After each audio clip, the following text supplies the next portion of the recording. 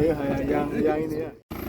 Syeda Ralun, Menteri Perhubungan Republik Indonesia, Dr. Insinyur Budi Karya Sumadi, didampingi anggota DPR Republik Indonesia, Ilham Pangestu, pada Rabu 8 Februari 2023 sore ini meninjau lokasi akan dilakukan pengerukan alur masuk ke Pelabuhan Kuala Langsa.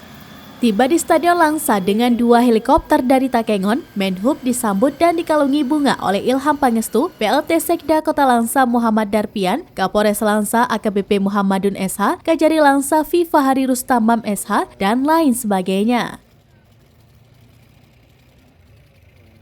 Pada pukul 15.40 waktu Indonesia bagian Barat, Menhub dan rombongan dengan menggunakan mobil langsung menuju ke Pelabuhan Kuala Langsa. Sesampainya di pelabuhan, rombongan dengan kapal cepat menuju ke sekitar Pulau Pusong di mana letak pintu masuk ke pelabuhan.